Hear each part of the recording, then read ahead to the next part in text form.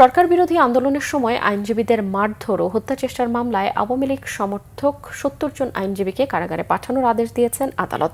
ঢাকা মহানগর দায়রা জজ মোহাম্মদ জাকির হোসেন এই আদেশ দেন। আওয়ামীপন্থী ৮০ জন আইনজীবী আদালতে আত্মসমর্পণ করে জামিন আবেদন করেন। তাদের মধ্যে ৭০ জনকে কারাগারে পাঠানোর আদেশ দেয় আদালত। ঢাকা আইনজীবী সমিতির সাবেক সভাপতি আবু সাইদ সাগর ও ৯ জন নারী আইনজীবীকে জামিন দেওয়া হয়েছে। আসামি পক্ষ থেকে বলা হয় তারা উচ্চ আদালত থেকে জামিন নিয়েছেন। রাষ্ট্রপক্ষ থেকে জামিন আবেদনের বিরোধিতা করা হয়। বৈষম্য বিরোধী আন্দোলনের সময় ঢাকা আইনজীবী সমিতির সদস্যদের উপর হামলা, আইনজীবীদের চেম্বার ভাঙচুর এবং হত্যা চেষ্টার অভিযোগে আওয়ামী লীগপন্থী ১৪৪ জন আইনজীবীর বিরুদ্ধে মামলা হয়।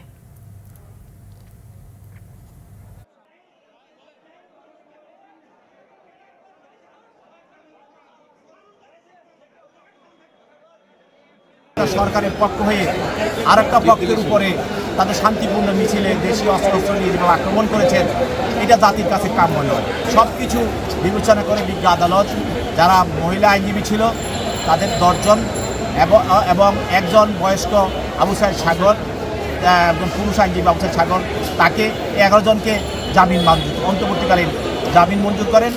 আর বাকি আপনার ৭২ জন আইনজীবী তাদের জামিন আর দরখাস্ত নামঞ্জুর করে তাদেরকে CW মূলে তাকে জেলে হাজতে পারবে।